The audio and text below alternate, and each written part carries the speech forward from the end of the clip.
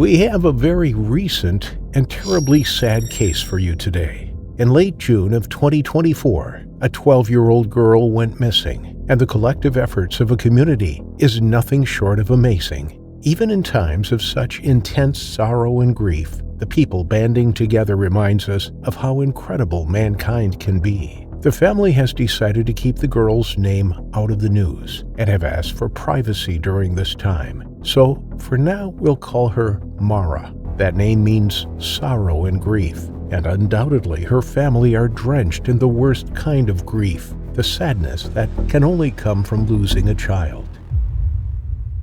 In the Northern Territory of Australia is a little town called Nunmariyanga. Most of the 360 people who live there are Indigenous Australians, and they have chosen to live somewhat removed from the more populated cities and towns. And with less than 400 people, you can only imagine how close everyone was. It's the kind of place where several households like to get together for dinner, preferring a communal feel to every aspect of life.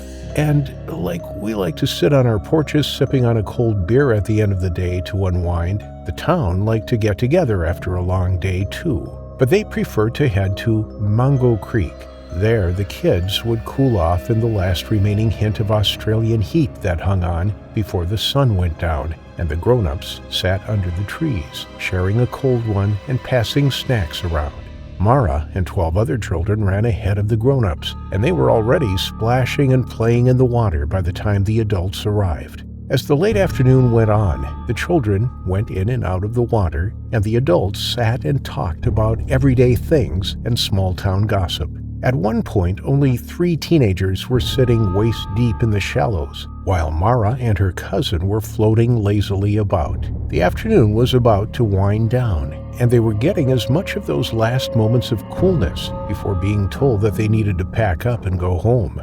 Mara was lying on her back, holding her breath to stay buoyant. Every time she let the air out, she'd sink almost until her face was submerged. Then she'd suck in another gulp of air just in time to get her buoyant again. She was so engrossed in the moment that she didn't realize just how far she was floating from her cousin and the others. At that moment, her cousin decided that it was time he got out of the water too, since Mara was no longer paying any attention to him. A few of the adults noticed her drifting off, but the children went several yards upstream all the time. The water was shallow, and it wasn't like the girl was out of sight. Even at the creek's end, where it met a larger river beyond the bend, the water was still gentle, and all of the town's residents knew that stretch of river like the back of their hands. The worst that could happen was that one of the teenagers would be told to swim out to get her attention when it came time to leave. But the creek had also been under the watchful eye of a saltwater crocodile, probably for several days already. The 14-foot beast couldn't overlook that this beach was frequented almost every day by humans at the same time every day, like clockwork. No different than when crocodiles wait for animals to arrive at a watering hole. The crocodile was waiting for one to break free from the pack, and Mara just happened to be the first one to do so. It followed Mara on the surface from below, gliding gently, its belly skimming the sandy bottom on the creek. When Mara came upon the bend, it waited just until she was out of the other human's sight before it made its move. Its approach was almost lazy. It simply rose up and surfaced right next to Mara's head. She didn't even see it, nor did she feel a disturbance in the water. When the thing sprang into action, there was no warning. Mara didn't even have a chance to scream. One moment she was floating, and the next an impossibly heavy tail with scales as hard as rocks slammed over her torso. It drove her into the depths, using only its weight and the element of surprise. Mara opened her mouth to shout for help, but she was already under the water, and all that happened was that her mouth was filled with mucky water. Before she could get a sense of up or down, or even what was happening, her frail little body was entirely encased in the beast's. Her arms were pinned to her sides, and she could feel the undulating serpentine body around her squeeze tighter and tighter around her chest. Her ribs began to crack one by one under the increasing pressure, driving shards of bone into her lungs. A combination of water and blood filled her chest, and Mara died from drowning in less than 2 minutes. No one heard a sound, even though they were less than 8 yards away from where Mara was dragged to the bottom of the creek. There, she and her killer lay as the adults and the children began to call out to the now missing 12-year-old. The teenagers were sent out to fetch her, and they swam right over the place where Mara lay, still encased in the croc's coils. When they returned to say that they couldn't find the girl, the group dispersed, walking a mile in each direction of the stream, getting more and more worried as the minutes ticked by. Before the hour was up, they'd called in to the nearest emergency service center, but that was a 7-hour drive away from the town, all the way in the city of Dundee. 7-hour drive or not, the first helicopter arrived in 3 hours, and by then all of the 360 residents of the town were swarming across the creek and the surrounding area. By the next morning, hundreds of people from the closest towns had arrived to help, and there was not a square meter of river or land that didn't have someone searching for the missing child. From the moment search and rescue arrived, they suspected that it was a saltwater crocodile. There hadn't been an attack in the area in 6 years, but the lack of screams or noise during the time that she disappeared left few alternatives. Only the mighty lizard could have done it so quickly and with so much stealth. 24 hours later, there were still no signs of Mara on the banks, and divers weren't finding anything either. The call was made that this was no longer a rescue mission, but a recovery operation. Chances of finding Mara alive were next to zero, and sure enough, 2 days after her disappearance, they finally found what was left of the little girl, hidden behind a crop of reeds that were growing a mile upstream. There were no crocodiles in sight, but people were stationed to keep a lookout in the area for when the predator returned to finish feeding. But given how little there was left of Mara, it was even possible that the animal was done with the body, because there really wasn't much left to recover by the time they found her. Authorities haven't released exactly what state the remains were in, but they were desperate to find the animal so that more remains could be retrieved, or else there would barely be anything to bury the child. But her remains at least did reveal the animal's estimated size, and they were certain that they were looking for a crocodile that was, at the very least, 12 feet long, if not more. Then, on the 7th of June, they found a specimen that fit the description that they were looking for, a 14-foot male, estimated to be at least 30 years old. They shot it where it was lying on a sandbank and performed the necropsy to confirm that it was indeed the beast that killed Mara. Her remaining body parts were added to the rest of them so that she could be buried as completely as possible. And now the surrounding communities are at a crossroads. On the one hand, the saltwater crocodiles hold a great deal of traditional significance to the indigenous people of Australia, but the croc's rising populations are starting to reach alarming rates. Mara is not going to be the last victim if there aren't any steps taken to curb the thousands of scaled predators roaming the water of the Northern Territory. The people are split about their opinions. On the one hand, they respect and revere the creature, and have for centuries. But on the other hand, it had taken one of their own, and one of their youngest and most innocent members, no less. While people take a moment to absorb the shock of losing one so young, authorities have yet to come to a decision about what to do about the situation before it becomes an even bigger problem. If they don't, it won't be long before another unsuspecting swimmer meets their final affliction. Crocodile National Park in North Australia is a protected park of sorts. People aren't allowed to hunt or farm in the area, but locals still go fishing and out for picnics without a guide or the need for a permit. The animals inside are protected by law, but it's still open for people to move in and out without hindrance. And for the most part, this has always worked out well. By encouraging the public to appreciate nature, they are incentivized to protect it, not to destroy.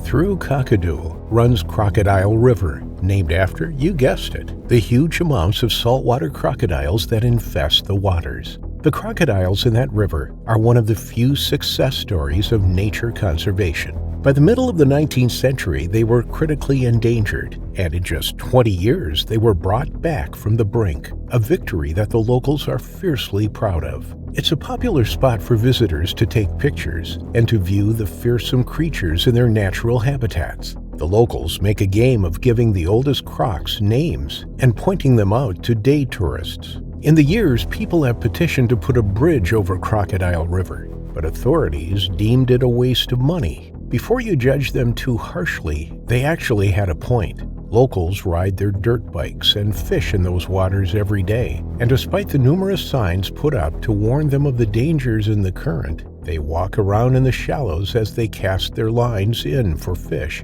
sometimes even taking a swim to cool off from the midday heat. Say what you want about the Aussies, they're tough as nails. You don't grow up in the land down under, where every other thing wants to kill you, without growing hair on your teeth. A bridge would have been a waste of taxpayers' money, since no one would have used it anyway. There were more than enough warnings, and everyone knew what they were walking into if they really wanted to. Crocodile holds another title, other than just being one of the biggest crocodile populations in the country. It's also where the movie Crocodile Dundee was filmed all those years ago. But in March 1987, it would become famous for something other than being the grounds for one of the best Aussie cinematic gems to grace our screens. It became the scene of one of the most brutal attacks in the river's history, and one that still haunts the witnesses to this day. On that day, Kerry McLaughlin took his son out for some father-son fishing. Their parked car at the picnic area was soon joined by another vehicle containing 6 American tourists. When they saw the two fishing, one of the visitors, Everett Galbraith, took a few snapshots of the pair. Everett and Kerry struck up a short conversation because Everett thought the pictures of the father and son were so sweet that he wanted to post them to Kerry once Everett got back to the States and they were developed. Kerry's open and friendly nature made it easy to like him immediately. A miner by trade, Kerry was hard and tough on the outside, but an absolute hoot to strike up a conversation with. And his preteen son was just as open and naturally funny.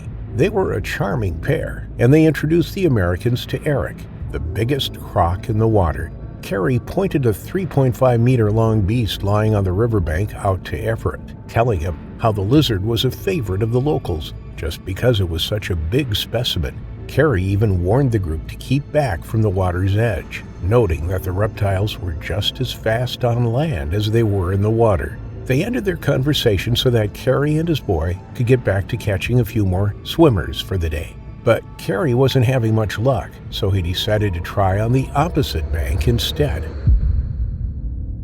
On that side, there was a clump of reeds, and he knew by now that his catch liked to hide amongst the grasses that grew right out of the water. Despite his own warnings to the tourists to be careful of getting too close to the water, Kerry stepped right into the current himself. It was just a few feet to get to the other side, and at its deepest point, the water reached up to the 40-year-old's chest. Kerry's son was right behind him, their poles resting on their shoulders as they waded through.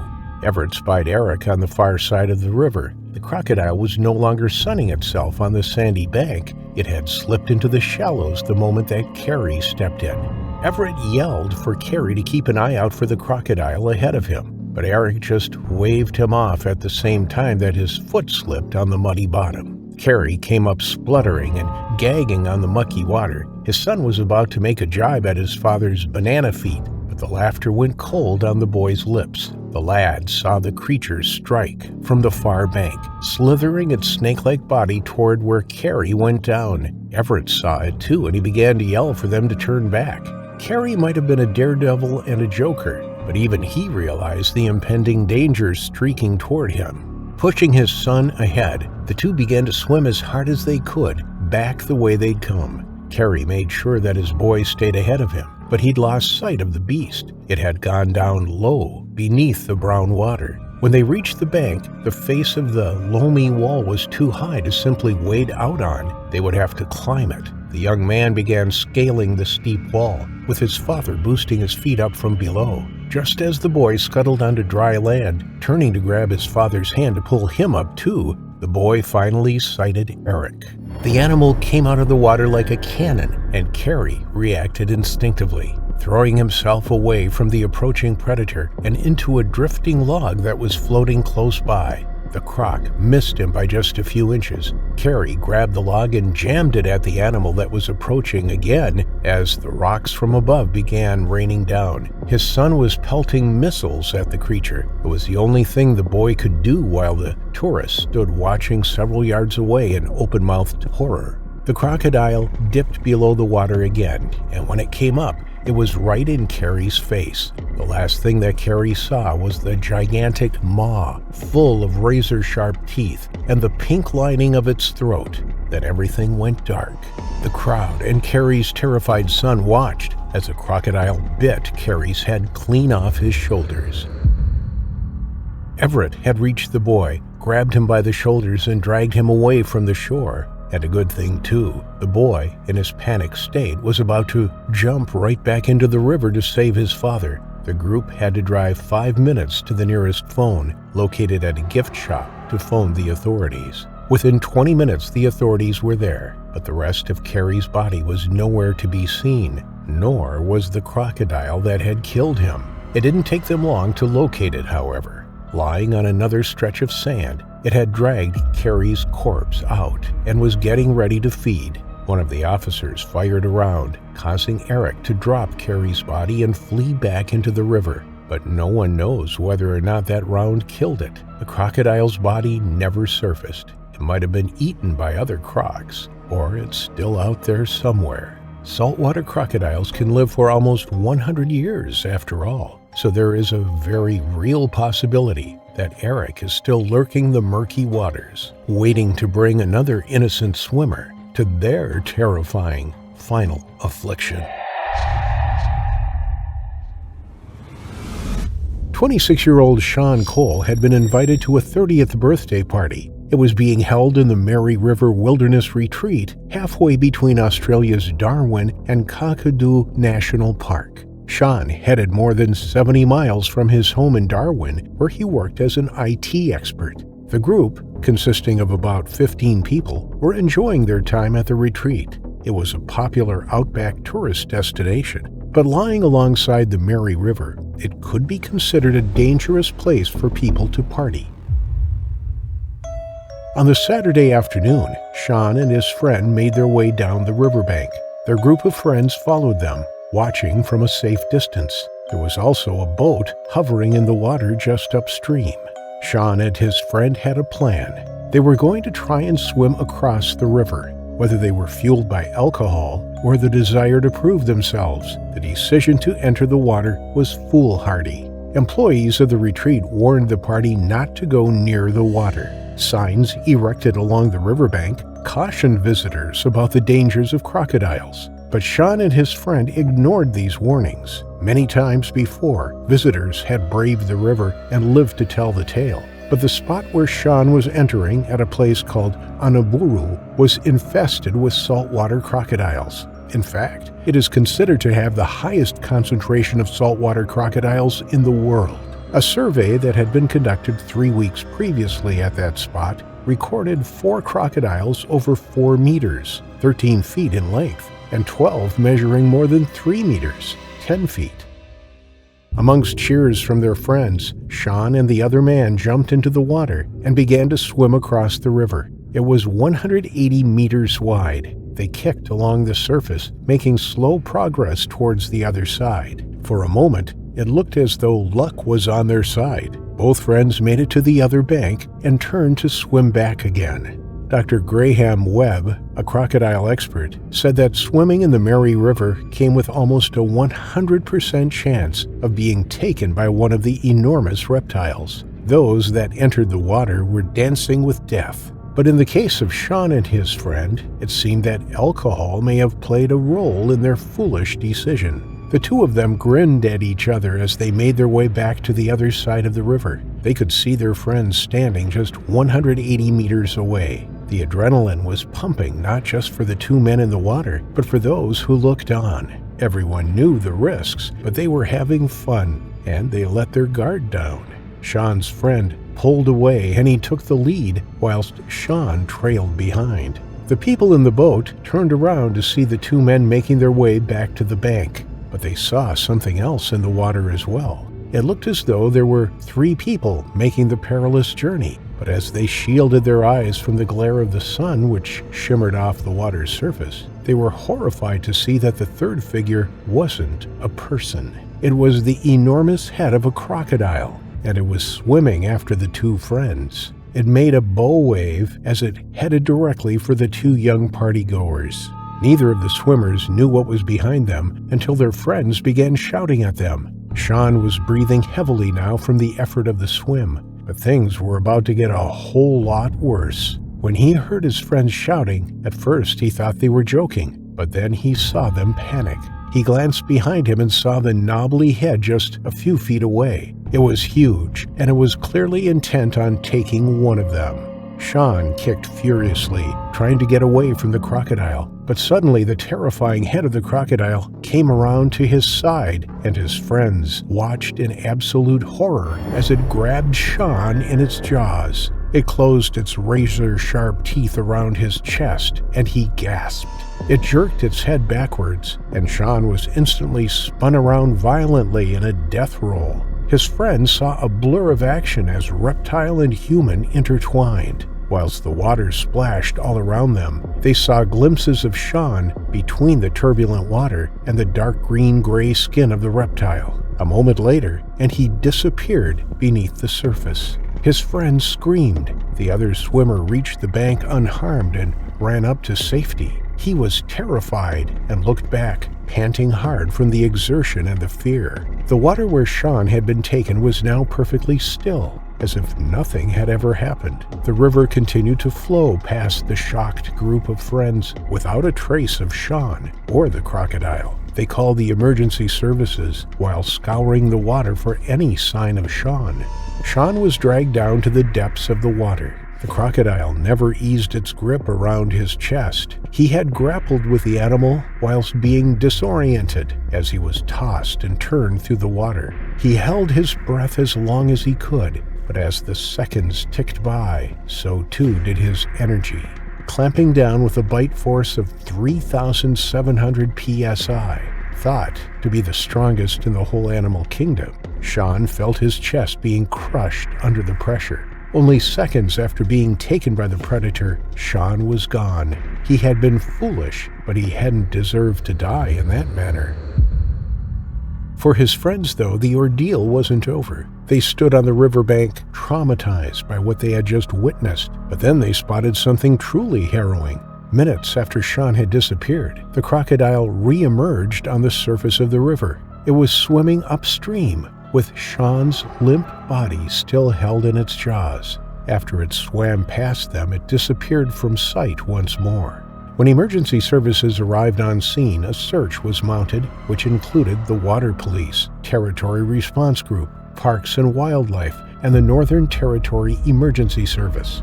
A large crocodile near the search area was immediately shot for the safety of the search team. The search for Sean continued into the evening. A number of large crocodiles were spotted in the area, but there was no way of telling if they were responsible. Sean's family were informed of the tragedy and traveled to the location. They were walked through the scene by police officers. It was incredibly distressing for all involved. When friends, who weren't there to witness the attack, heard of the incident, they were shocked. They said that it was completely out of character for Sean. He was usually the sensible one. In fact, they would have predicted anyone else in their circle of friends to have taken that risk, other than Sean. It wasn't until the 3rd day that Sean's body was found. It was floating in the river, just 200 meters from where the attack had happened. Either the crocodile had stashed his body, which had now bobbed up to the surface, or the crocodile had released it, possibly due to the commotion of all the motorboats in the area. The coroner's report hasn't been released, but police couldn't tell if Sean had died from drowning or from his chest being crushed. Very close to where Sean was found, a menacing-looking 4.7-meter, 15-foot crocodile was lurking just 100 meters away. It was likely to be the culprit. Officials took aim and shot the predator, along with 3 others in the area. It was a way of giving the grieving family some form of closure. Some culls occur in Australian waterways to take out what are considered problem crocodiles. Every year, between 220 and 240 are removed from the wild. Their numbers have exploded since the ban on hunting in the 1970s. There are extensive educational programs that have been rolled out across Australia, warning locals of the dangers of the water. However, in some places, like the Mary River Wilderness Retreat, guests are often transient. Some visitors are from overseas and are not aware of the risk when wading into the rivers. But for Sean and his friends, they were considered local by Australian standards. They knew that crocodiles inhabited the water, and yet they still took the risk. Tragically, this led to Sean Cole meeting his terrifying final affliction. There are many dangerous animals in the world that you most definitely would not want to get close to under any circumstance. Generally, these types of animals all have a few common factors which keep people away. They have razor-sharp teeth, claws as sharp as knives, and a ferocious instinct which would see them attack anything they could perceive as food. And the animal taking center stage in this video has all of these attributes, making it one of the most dangerous animals in the world, the crocodile. In Indonesia, there are 2 specific types of crocodile which lurk in the waters around the country's islands: the saltwater crocodile and the New Guinea crocodile. The saltwater crocodile is actually the largest reptile on the planet, preferring the warm waters of the Indonesian islands and its rivers. Female saltwater crocodiles can grow to an average of 10 feet, 3 meters long, and weigh 330 pounds, 150 kilograms. However, male saltwater crocodiles can grow to be significantly bigger, getting to be up to 23 feet, 7 meters long, and weighing up to 2,205 pounds, 1,000 kilograms. Definitely not an animal that you want to mess with. The New Guinea crocodile, on the other hand, is a relatively small species of crocodile, usually found on the island of New Guinea. Like the saltwater crocodile, it prefers warm, murky waters where it can hide and hunt for small fish and mammals. Unlike saltwater crocodiles, who can be quite territorial and aggressive, and are even responsible for several attacks on people every year, New Guinea crocodiles are much shyer and would prefer to hide if a person came across its path. Due to the fact that both of these species of crocodiles were hunted to the point where their populations were facing extinction, some conservationists decided to set up crocodile farms so they could help the animals' population numbers increase again. One of these farms was set up in the Sorong district of the eastern Indonesian province of West Papua. The Indonesian Natural Resources Conservation Agency agreed with the nearby village to set up the farm as a way to help the crocodiles, as well as to perhaps make a bit of work for the local villagers as well. At first, a lot of the villagers were hesitant at having a farm of dangerous crocodiles so close to them. They did not want the reptiles to cause any trouble or start wandering too close to the village, as they feared that the large beasts could possibly start attacking their livestock and, in a worst-case scenario, maybe even the people living in the village themselves. However, after a bit of negotiation, they eventually agreed to let the project go ahead as long as the animals didn't interfere with the villagers and their way of life. To begin with, the farm and its animals didn't cause much trouble, and the animals were all generally kept a safe distance from the village so that no unfortunate incidents could occur. However, things didn't stay peaceful for very long.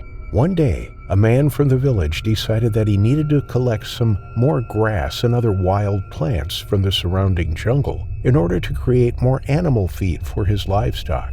Picking the grass himself meant that he didn't have to pay an exorbitant price to get it from a different company.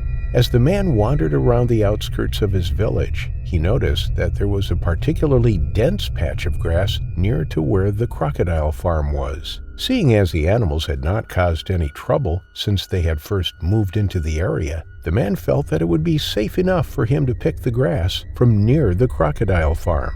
Wandering over to the plants, the man couldn't help but notice that the patch of grass was actually quite close to where the crocodiles were lounging in the water. In fact, the man could clearly see just how big some of the reptiles were as he watched them from the edge of the water. Cautiously, the man began collecting the grass and putting it into his bag. He wanted to get the plants as quickly as possible so that he could leave the area and get as far away from the crocodiles as he could. Little did he know, though, that by turning his back to the large reptiles, he was actually giving them the perfect opportunity to attack, and they wouldn't be crocodiles if they didn't take that opportunity. Within seconds, the man, who had been peacefully picking the grass, felt a sudden and sharp pain in his leg. Not understanding what was happening at first, the man looked down to see a saltwater crocodile clamp down on his leg with its 5-inch teeth, and with a bite force of 3,700 psi, the second strongest bite force in the world, behind only the great white shark. It only took a few seconds after the man understood what was happening before the crocodile yanked back on the man's leg and started dragging him into the water. The man tried his hardest to escape the jaws of the hungry reptile, even going so far as to kick the crocodile in the face with his other foot. However, the crocodile was not willing to let go of the man once it had him in its jaws. Instead, the huge reptile slowly dragged the helpless man into the water.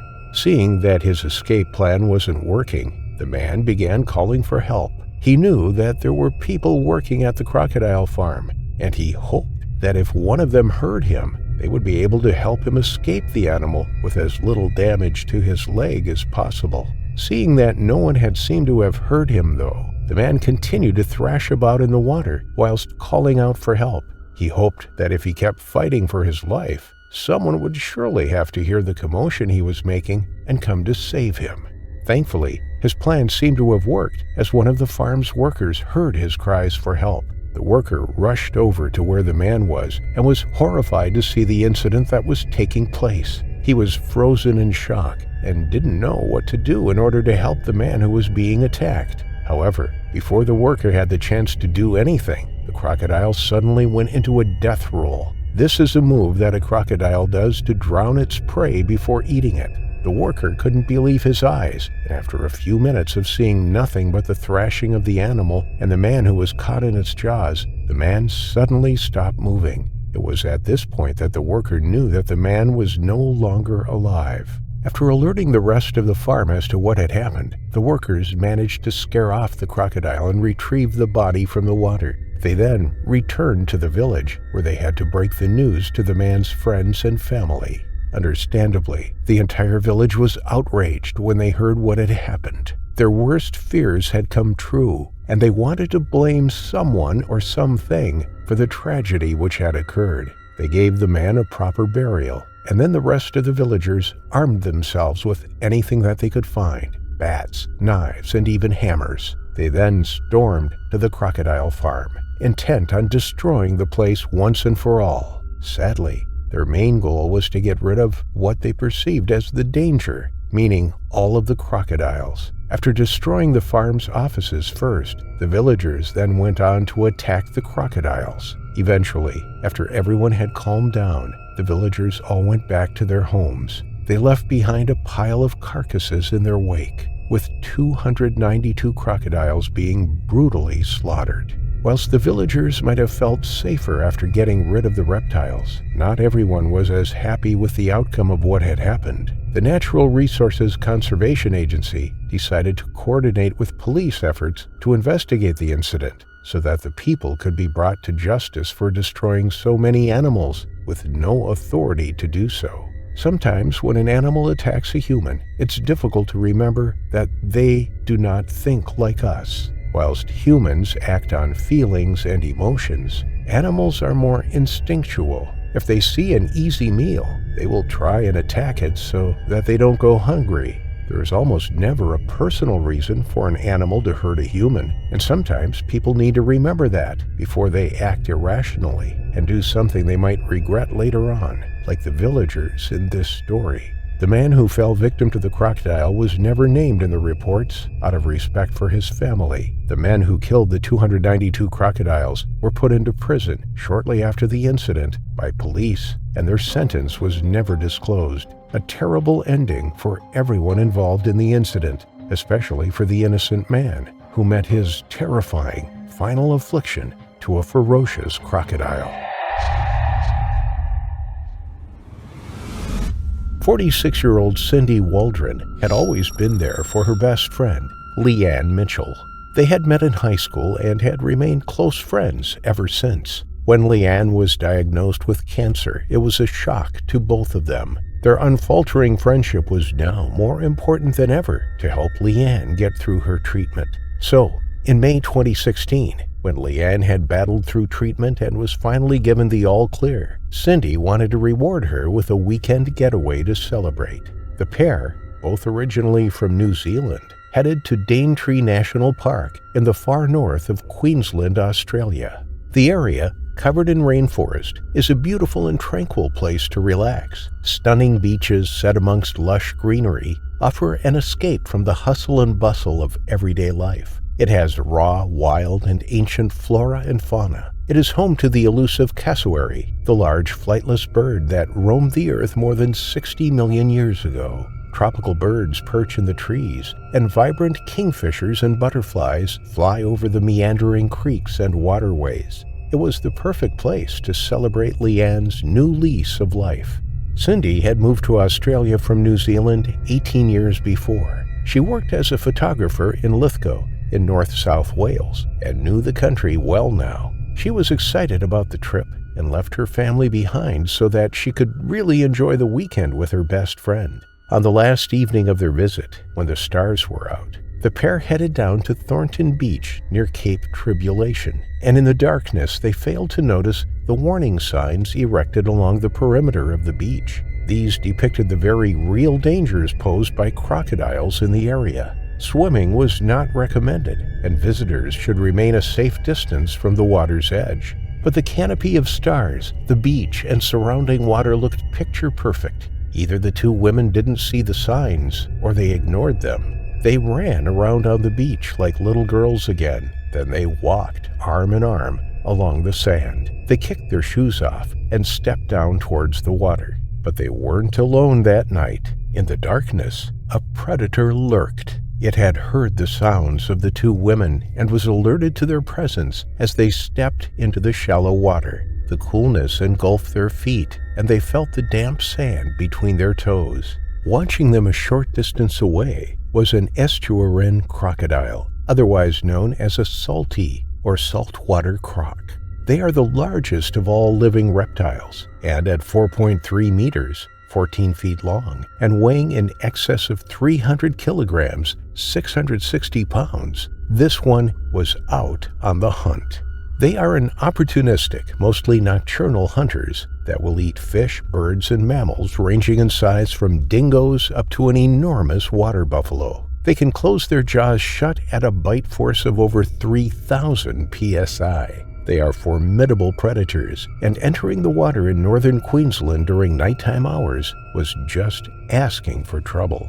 The two women continued to walk in knee-high water, arm in arm. The crocodile watched, only its eyes and nostrils protruding through the surface of the water. Then, when it sensed the time was right, it fully submerged. Below the surface, it pushed itself through the water towards where the two women were paddling. It was now 10:30 at night, and Leanne suddenly stopped talking as she felt something brush past her leg. She didn't immediately think it was a crocodile. It felt like a rough log, perhaps washed downriver from a recent storm.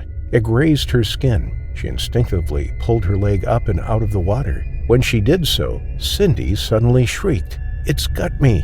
Leanne thought that it may have been something like some seaweed tangled around Cindy's foot, and her shriek was the initial fright of it brushing over her toes. She didn't know that it was, in fact, one of the most deadly predators on the face of the earth. Seconds later, Cindy was pulled off her feet. She had felt the force of the bite clamp down around her lower leg, and she knew she was in serious trouble. She screamed, and Leanne held tightly onto her friend's arm as she was pulled into the water. The two of them splashed in the shallows, each trying to fight off the predator. It pulled them both into deeper water, where Leanne could no longer stand up.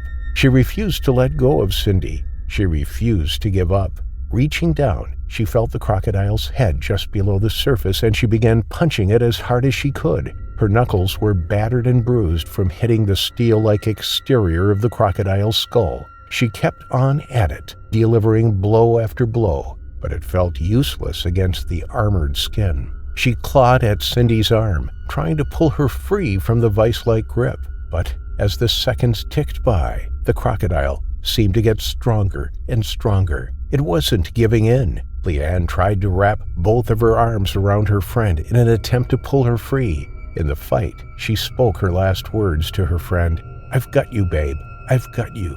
It's okay. I've got you."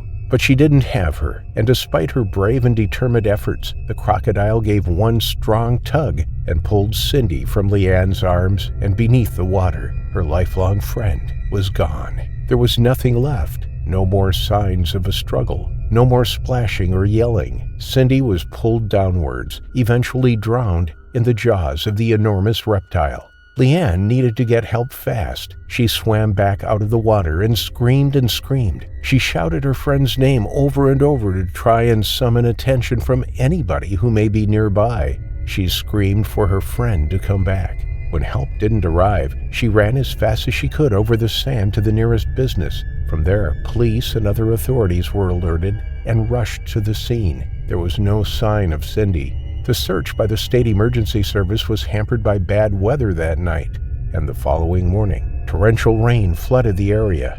Even so, they deployed one of their search boats, which ran up and down the coastline, looking for any signs of the missing 46-year-old. Rangers from nearby Townsville joined the large-scale search the following day, whilst Leanne received treatment at Mossman Hospital. She had sustained puncture wounds and grazes from the battle, and was in a state of shock. As a search and rescue helicopter scoured the open water, smaller boats from the water-based police unit tracked up and down nearby rivers. The local cafe on the beach was closed to the public as it became used as the command post. Wildlife experts also provided assistance and knowledge for the authorities. After an extensive search, a large crocodile that was known to inhabit the water where Cindy was taken was caught. It was the prime suspect in the attack, and officials euthanized it. When they cut it open, there were human remains inside, thought to belong to Cindy. They were satisfied that they had caught the correct crocodile. Cindy's father and sister traveled from New Zealand to Thornton Beach. They needed to see where Cindy had been in her final moments. They knew she would often do crazy things, and this, said her father, was certainly on the list of crazy. They said an emotional farewell on the beach and ended by saying that they didn't want the crocodile to come to harm. It was a terrible end to what was supposed to be a celebratory weekend away. Cindy will always be remembered by her loved ones. Although any tragic incident like this is a shock for everyone, locals weren't surprised to hear about it. Only a couple of weeks earlier had a man entered the water in exactly the same spot for a dip when he was urged to get out by locals. Despite the warning signs and knowledge of crocodiles in Australian waters, people still go swimming in dangerous locations. Its water is so inviting, and the countryside is picturesque, but people need to be more croc-aware. The attack on Cindy was entirely avoidable. Had the two women adhered to the warnings and not ventured into the water that night, then the attack never would have happened. Following the tragedy, the state government allocated an extra $5.8 million over 3 years for comprehensive population surveys and crocodile management. On average, 2 people every year are killed by crocodiles in Australian waters. People know they are out there, and yet they still take the risks, resulting in people like Cindy Waldron meeting their terrifying final affliction. This man-eating crocodile story begins with a man named Simalungan, who was a fierce Iban warrior. He was feared by his enemies along the Skrang River in Sarawak, a state of Malaysia that occupies the northwestern part of Borneo. He took out many of his enemies on headhunting trips and was so fearsome that people believed he was invincible. To prove or disprove this, Simalungun's enemies kidnapped his wife to lure him to Batang Lupar. When he came to rescue his beloved wife, they would find out if he really was the invincible man he appeared to be. Simalungun successfully rescued his wife and avoided death himself, but moments later, as they were running away, one of the enemies threw a spear. It struck Simalungun's wife in the chest, and she died. Simalungun was enraged and chased the perpetrators all the way to the Batang Lupar River. But unbeknownst to Simalungun, the water was his weakness, and he was speared through the heart. His body and that of his wife were left on the riverbank. As the water rose, it engulfed the couple, and they were dragged out into the river, never to be seen again. One of Simalungun's relatives was a very powerful shaman, and he searched high and low for his lost family. Then, one night, he had a dream. In that dream, Simalungun told him that he wanted revenge on the people who killed him and his wife. He wanted to rain terror over them and their future generations. The shaman ventured down to the river where Simalungun had breathed his last breath, and he summoned the power of the Iban gods. He reincarnated Simalungun in the form of a white-backed crocodile so that he could prey on his victims from the murky river. And that's what he did. His new name was Bujang Senang. Nobody knows for sure how many victims succumbed to the barbaric attacks of the reincarnated Simalungun, but it all began with Banang Anak Pali, the first of the recorded attacks. He was a respected young man of Sri Aman, and in just 2 days' time was to be officially sworn in as head of the Longhouse. He would attend a ceremony with the local community, a great achievement that would make his family proud. But sadly, he would never achieve that status. He was fishing for prawns in the Batang Lupar River with his brother Kibir. It was midday, and the sun was high in the sky. Its reflection shined and shimmered off the water's surface, and the two brothers shielded their eyes from the glare. As they scooped out the prawns and emptied them into their baskets on the riverbank, something moved under the water towards them. It was Bujang Senang, the white-backed crocodile. He gently moved his tail from side to side, propelling himself forwards against the current. He had sensed the vibrations from the two fishermen and moved in to investigate. Kibir thought that they had made a good catch and stepped out of the water. He called to his brother to follow him and finish for the day. But Bangan was insistent on catching a few more. The crocodile was now right beside Bangan's feet, but he was completely oblivious. Able to hold their breath for more than an hour, the crocodile was the master of staying hidden. He lay on the muddy bottom of the river, just inches from Bangan, not moving a muscle, just waiting for the opportune moment to strike. Just then, Kibir saw a kingfisher flitting past. It dipped and darted just above the surface of the water, its bright feathers shimmering in the sunlight. Then it was gone in an instant. Kibir felt a shudder down his spine. A kingfisher was a bad omen. A terrible feeling came over him, and he yelled at his brother to get out of the water immediately. He felt an imminent sense of danger, and he was right. As Bangan heeded his brother's warning and headed for the bank, his bare foot landed on something knobbly and hard. He looked down, but the water was so murky he couldn't see what he had stepped on. He looked up at his brother and called out, "What is this thing, a log?" But it was no log. It was Bujang Senang, seeking his revenge. A split second later, and Kibir watched in horror as an enormous crocodile erupted out of the water and secured Bangan in its jaws. The water frothed and foamed with the commotion, and Bangan disappeared beneath the surface of the river. Kibir screamed at the water, rushing in himself. Moments later, the deadly crocodile reappeared with a limp Bangan in its mouth. Its head was enormous. Its back bore a thick white stripe along it. Kibir leapt onto the crocodile and managed to grab hold of its tail. But when the crocodile pulled away, its tail slipped out of Kibir's grasp and disappeared into the depths once more.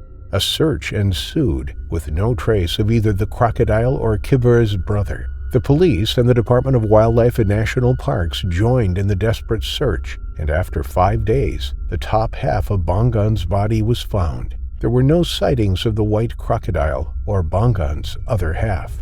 The attacks by the 20-foot saltwater crocodile began in 1941. During the early decades of its reign, records weren't kept of the number of victims that fell prey to its powerful jaws. But between just 1982 and 1992, there were 13 recorded deaths. The final victim was a young girl called Dayang Anak Bayang, who was walking beside the Palaban River. She and her mother were heading to their paddy field to work. It was late afternoon, the sun was dropping in the sky, and dusk was setting in. But the pair didn't know that they were walking closer and closer to the infamous Croc. Bujang Sanang was lying in wait. He patrolled 2 rivers in the region, and this evening he had decided to search for food in the Palaban River. As the mother and daughter duo arrived near their paddy field, Dayang turned to help her mother up the slippery riverbank. They were standing just inches from the most feared jaws in the region. As Dayang turned to follow her mother up the bank, the crocodile leapt out of the water and dragged her in. Dayang let out an ear-piercing scream that reverberated across the open paddy fields. Her mother wheeled around just in time to see her daughter pulled underwater. Dayang's eyes were bulging with terror, and she held out her arms to her mother, a desperate call for help in her final seconds. Bujang Sanang had struck again. Dayang's brother, Enye, and cousin Sidi Imam heard the cries for help and rushed across the fields towards the river. When they arrived, Dayang was nowhere to be seen. Only her distraught mother was on the riverbank, screaming Dayang's name. The water's surface had returned to normal. There was no sign that anything had ever happened, only the traumatizing sight of her daughter being dragged away etched into the mother's mind. Ene and Sidi began reciting a locator spell, and 2 hours later they found Dayang's body. But they weren't going to stop there. The crocodile had caused too much pain and suffering to the local people. It was time that they ended his reign of terror once and for all. They recited another locator spell as they hunted for the white-backed predator. Stomping through the water and along the riverbank, armed with spears and guns, the group of locals searched high and low for the elusive beast. The water began receding, and with it, Bujang Sanang began moving downstream with the current. But there was a large log in the way, blocking his route. That's when Ene and the others spotted him, his enormous head and characteristic white stripe. It was no mistaking this crocodile. They threw a spear at the crocodile's head, and incredibly, the spear just broke in 2. Maybe just like its human warrior form, this crocodile was invincible too. Those with guns pulled the triggers again and again, but the beast would not die. The men ventured into the river where Bujang Sanang was trapped and stabbed him with spears. The crocodile's tough hide was finally succumbing to the ferocious onslaught. In one final bout of defiance, Bujang Sanang reared up out of the water, hissed loudly, and opened his jaws wide. The men seized the opportunity and released multiple shots into the great crocodile's mouth. Bujang Sanang fell back into the water, thrashed about, and then was still. The great crocodile, a menacing legend for more than 5 decades, was finally killed on May 12, 1992. They carried the 12-foot reptile back to the longhouse, a trip that took them 4 hours. When they lay him on the ground, it was clear to see just how enormous the crocodile was. His long white stripe along his back was clearly visible. The size of his jaws and head were immense. It had taken 40 shots of 10-centimeter nails to bring down the legend.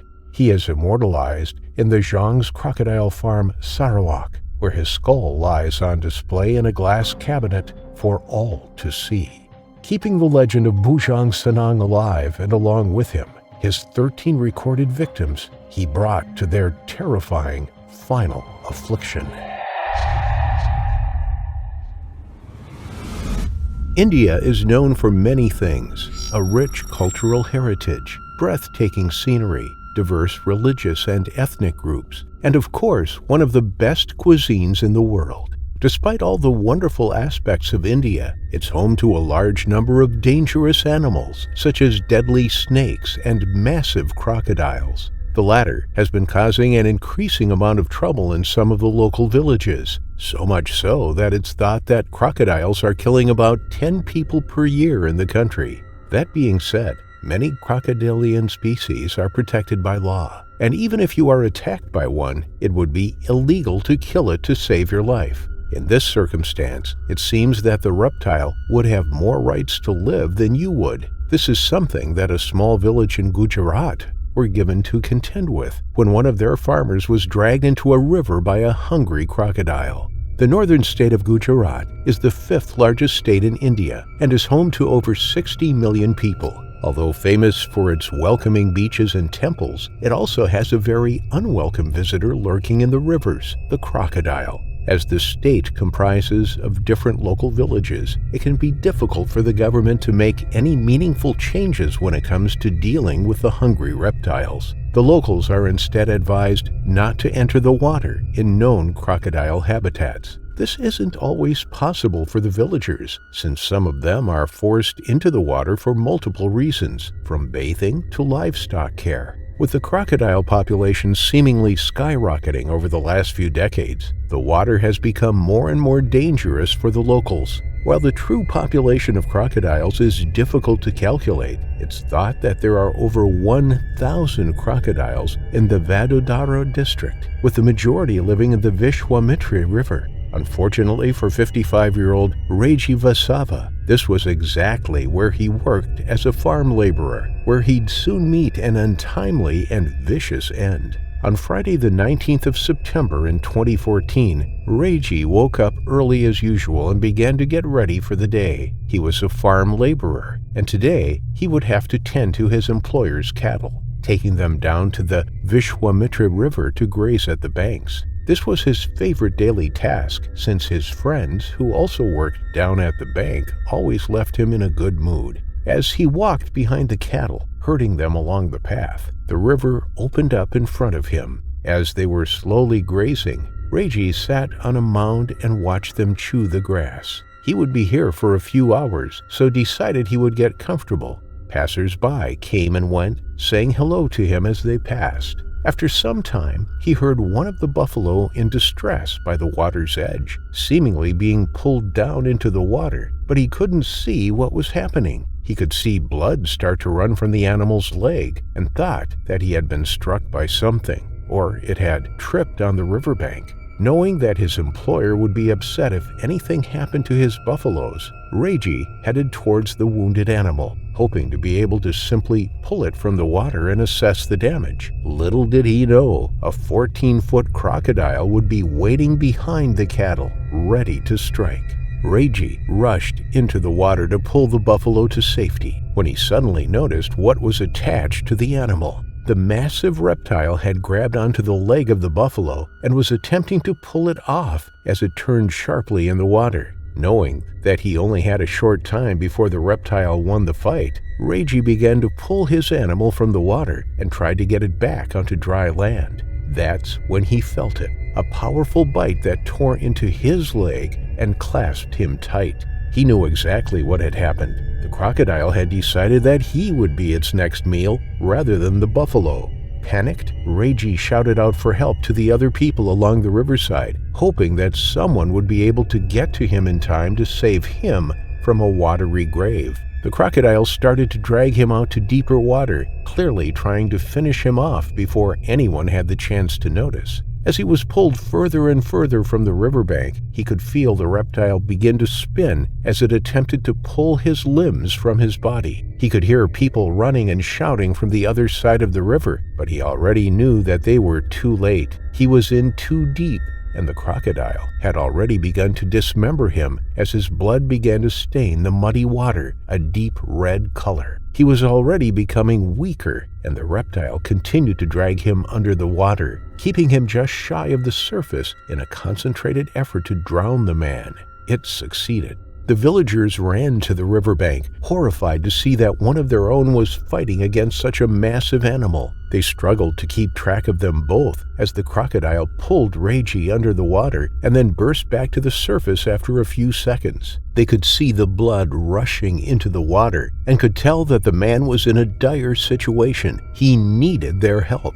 They rushed to find whatever weapons they could, mostly settling on large sticks that were around the village. Without knowing if Reggie was alive or if any other predators were lurking in the water, the villagers threw themselves into the water, screaming at the animal to leave their friend alone. When they were finally close enough, they began to viciously hit the crocodile with their sticks, landing many successful blows. They could see Reggie in the water, but he wasn't fighting back or trying to swim away from his attacker. He was just floating there as they beat the crocodile with all their might. They knew what had happened. They knew Reggie was dead, but continued beating the crocodile to avenge their friend, whom this animal had taken away from them. They grabbed more and more weapons, hoping to inflict as much damage as possible. The animal resisted the attack for as long as it could, but after 2 hours, the injuries that it had sustained from the villagers were too great, and the crocodile finally died. It was a brutal and unyielding attack, but the locals felt that they had avenged Reggie as best they could. They dragged the bodies of both the man and the crocodile to shore so that they could fully assess the injuries. Reggie had been almost completely torn apart by the crocodile, missing several limbs, and his body was pale from blood loss. Once the bodies were back on the riverside, the group called the authorities to report that Reggie was dead. When the police arrived, they were disgusted by what they saw, but not for the reason you would think. Rather than the horror of seeing the local man dead in front of them, they were far more concerned about the dead crocodile, stating that it was a protected species. By killing the crocodile in defense of their friend, they had broken the law, which the police intended to remind them of. An offense was registered against the villagers as a warning to anyone who would try to kill another crocodile in the future, regardless of the circumstances. The results of that motion were never released, but in the past, individuals have been given a heavy fine or even imprisoned for doing the exact same thing. After the bodies were removed, people began to theorize as to why the attack even happened in the first place, and why the crocodile was in that part of the river where crocodiles are rarely reported. It was eventually decided that the crocodile had migrated downstream from Buruch as the Sardar Sarovar Narmada Dam had been overflowing for 40 days after the last monsoon. As the rivers began to flood, lots of creatures that called the river their home were forced to move to calmer, shallower waters if they wanted to survive, which is how Reggie came face to face with the crocodile that would eventually end his life. Although he was mourned and his body was laid to rest, the locals were still worried about other crocodiles coming into their river, and they wouldn't be allowed to do anything about it. Although conservation efforts are helping to increase the number of crocodiles in Indian rivers, this is also increasing the amount of attacks on the locals living around the river. The massive man-eating crocodiles bringing more and more of them each year to their unfortunate final affliction.